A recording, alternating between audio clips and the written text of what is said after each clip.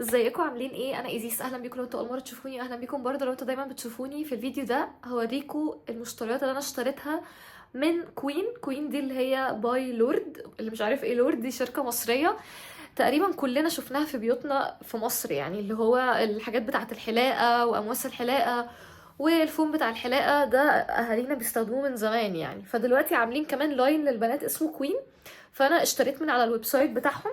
وعلى فكره هم عاملين عروض جامده جدا، كاش باك بنفس سعر الحاجات اللي انت اشتريتيها. يعني لو اشتريتي ب 100 جنيه هيجي لك كاش باك ب 100 جنيه، كانك من الاخر خدتي الاوردر ببلاش. فبصراحه كان عرض لا يفوت، ده غير انك لما بتعملي اوردر بيديكي كمان هديتين مع الاوردر. فعايزه اوريكم الحاجات اللي انا اشتريتها.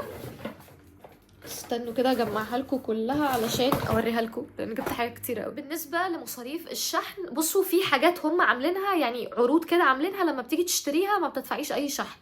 بس في حاجه تانية لو جيتي تشتريها هتلاقي ان بيطلب منك شحن، وعلى الاغلب هتلاقي اللي ما بيطلبش فيه شحن ده اللي هي العروض. يعني زي مثلا العرض اللي انا جايباه تقريبا كان اسمه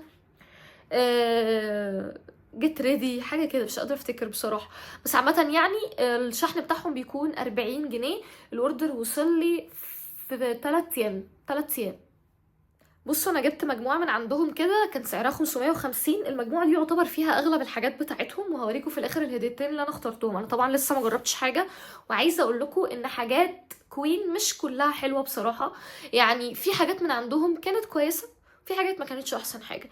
كنت عامله لكم فيديو كامل اتكلمت فيه عن مقارنه بين انواع الشفرات اللي انا جربتها من عندهم. كان الشفرات اللي هي الاصدارات القديمه، هسيب لكم لينك الفيديو ده. ودلوقتي منزلين كذا شفره جديده تاني، لسه ما عنديش ادنى فكره هم حلوين ولا لا. فانا هوريها لكم عشان عايزاكم تستنوا، محدش يروح يشتري حاجه لحد ما اجرب لكم كده وتلحقوا تشتروا انتوا كمان. انا عارفه يعني هحاول ما اتاخرش عليكم، هحاول. فخليني اوريكم الحاجات دي. اول حاجه دي مش برودكت يعني يستخدم، ولكن هم كان عندهم المجات دي، ده سعره في الخصم لوحده ب 100 جنيه. تمام، لكن هو سعره تقريبا الاساسي كان 200 جنيه حاجه كده يعني. المهم عليه بنت كده مكتوب عليه كوين، مش عارفه عجبني بصراحه، قلت هشرب فيه بقى اي حاجه. ده كده شكله من تحت، عايز يتغسل طبعا، لسه ما جربتوش ومعملش اي حاجه. الحاجه التانية كان الكوين باي لورد هايدريتنج بودي لوشن. انا اصلا عندي من عندهم البودي لوشن الكبير اللي هو بتاع الفانيليا، وريته لكم قبل كده وعملت عنه ريفيو. ده المفروض اللي هو ريد بيري، عايزه اشم ريحته. بس على فكره ده كمان حجم صغير، زي ما تقولوا كده احجام صغننه تجريبيه كده عشان بعد كده تبقي تشتري تاني. هو مكتوب عليها free samples not for sale، بس هم حاطينها في مجموعة كاملة وبايعينها يعني. فمش عارف، حاسة لو كده يبقى لا، الحاجات كده غالية يعني. ادفع 550 ده لا، على افتراض ان هم مش عاملين الكاش باك. بس انا ادفع 550 وانا فاكرة ان هيجيلي الحاجة بالفول سايز بتاعها، وفي الاخر الاقي سامبل صغننة. بس بما ان هم مدين لنا كاش باك يعني، انا ال 550 رجعوا لي، فانا كاني واخده الحاجات ببلاش اصلا يعني. فلا قشطه، خلاص ما عنديش مشاكل يعني. والكاش باك ده بتستخدموه يعني، بيجيلكوا كوبون على الميل بتاعكم لما بتعملوا اوردر، وبيجيلكوا بقى الفلوس تعملوا اوردر تاني تاخدوه ببلاش يعني. لو في بقى طلبتوا حاجه ازيد من الفلوس اللي انتوا طالبينها بتدفعوا بس فرق الفلوس. الحاجه اللي بعد كده الكوين باي لورد شيفنج كريم. ده انا سمعت عنه ناس بتشكر فيه، وناس تانية بتقول ان هو ما كانش احسن حاجه، اللي هو فاكسان يعني، ممكن اشتري حاجه ارخص من كده. وان هو مش مميز في اي حاجه. انا ما عنديش فكره، هو اصلا حتى لسه متبرشم زي ما هو. هجرب برضو اقول لكم. الحاجه اللي انا متحمسه قوي قوي اجربها هي الشفرات بتاعه الوش بتاعتهم. بيجوا 3 كده، المفروض ان سعرها الاساسي 100 جنيه. ف متحمسه برضو اجربها، ما عنديش ادنى فكره. معموله ان هي للرقبه والشعر الحواجب، طبعا استخدمها لوشي. هجرب كده واقول لكم. كمان الشفرات دي بقى اكتر واحده كنت متحمسه اجربها. المفروض ان الراس بتاعتها بتتحرك كده 360 درجه، اللي هو في كل حته. هل ده بقى هيخليها مريحه في الاستخدام ولا لا؟ ما عنديش فكره، لان ده جايز يخليها بتفلت، اللي هو تفضل رايحه جايه ما تبقاش استخدامها حلو. فهشوف واقول لكم. فبعد ما بتعملوا الاوردر بيجيلكوا اوبشن ان انتوا تختاروا هديتين. فانا اخترت راحت فين الحجر ده. كنت عايزاه بصراحه عشان احطها في فرشه السنان بتاعتي. ده المفروض اكسترا هيفي ديوتي، اللي هي دبل اي 4. المفروض ان دبل اي او تريبل اي يعني يا اما 2 ايه يا اما 3 ايه، ده بيخلي حجم البطاريه نفسه تختلف. فهجربها كده واقول لكم، لان انا بصراحه كنت محتاجاها. والهديه التانية اللي اخترتها الشفرات الرجالي. انا ما بيفرقش معايا الرجالي حريمي، بستخدم الاتنين. وعلى فكره اللي لونها احمر في اسود دي الرجالي، في منها بقى واحده تانية انا متاكده ان الاتنين هيطلعوا شبه بعض اصلا، بس اللي هي الحريمي لونها تقريبا اخضر في بينك حاجه كده يعني. فدي المفروض ان فيها 6 ومعاها 2 فري. بيجي فيها كام موس هقول لكم، ثواني كده.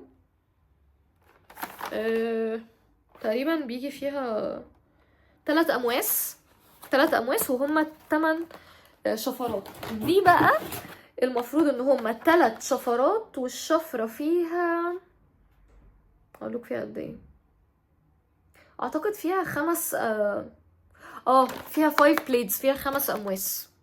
فدي المفروض تبقى حلوة، ودي هقيمها هشوف هتنفع للجسم كله ولا لا، لانها المفروض تنفع كمان حتى لمنطقة البكيني. الشفره بتاعه الوش دي مشرشره، فمعنى انها مشرشره ده معناه انها تنفع عادي حتى للناس اللي بشرتها حساسه وبتخاف انها تتعور او مش متعوده على الحلاقه. كان في على فكره بالمناسبه هدايا كتير قوي تختاري منها، بس الحاجات اللي هم حاطينها في الهدايا مش مميزه قوي زي الحاجات اللي انت طبعا بتقدري تشتريها. كان من ضمن الهدايا الكريم اللي هو زي كده، انا كنت فاكره ان هو بيجي في الحجم الكبير، بس طبعا هيتبعت لكم في الاخر سامبل صغيره. وكمان حاطين من ضمن الهدايا الشيفنج كريم، واللي برضو هيجي اعتقد هو حجمه الاساسي 200 مللي، اعتقد ده حجمه العادي يعني، ده اللي هيديلكم منه حاجه صغيره. جربت من عند كوين بقى البودي لوشن اللي هو بالفانيليا، لونه بينك كده، مش عارفه هو جنبي ولا عايزه اوريه لكم، تقريبا مش جنبي. المهم يعني هقول لكم ريفيو سريع عنه. هو كويس، ترطيبه لطيف جدا. الميزه فيه ان هو برغم ان هو فيه ريحه ينفع عادي بعد الحلاقه، يعني مش هيخلي جسمكم يتحسس، ولكن هو ريحه الفانيليا، هو فانيلا كوكونات اللي هو فانيليا بجوز الهند، فهو ريحته يعني كانت كويسه. بس حاسه ان انا بحب ريحه الفانيليا اكتر من جوز الهند، كنت مستنيه ريحه فانيليا كده، بس كانت قشطه، كانت مش وحشه يعني. ريحته ما بتدومش بس قشطه مش وحش. هسيب لكم لينك الفيديو اللي فيه كل الشفرات بتاعه لورد اللي انا جربتها. وبس كده. اتمنى يكون الفيديو عجبكم، يكون سريع كده. قولوا لي عايزين اجرب ايه تاني، عشان انا المفروض معايا الكوبون بتاعي، فهشوف كده هختار ايه. كنت عايزه اجرب من عندهم الفوطه، عندهم فوطه خطيره. وكمان كنت عايزه اجرب السكراب، عندهم سكراب بس هو سعره غالي جدا، سعره 300 جنيه، فانا مش فاهمه ليه سكراب بيبقى ب 300 جنيه. ولكن بفكر ان انا اطلبه في الكوبون بتاعي، بحيث ان انا كده خلاص يعني ابقى جايبه روتين كامل يعني. فهشوف كده هطلب ايه وهقول لكم، لو عندكم اقتراحات قولوا لي برده. وبس كده، اشوفكم الفيديو اللي جاي. ده الويب سايت ودي العروض. انا جبت اللي هو اسمه always ready kit، الباقي هتلاقوا عروض كتيرة قوي، بس انا حاسه ان اللي انا اخترته ده كان احسن واحد وفيه معظم الحاجات اللي انا محتاجاها، وكان سعره معقول، وبالسعر ده اعرف بالكاشباك اشتري حاجه كويسه.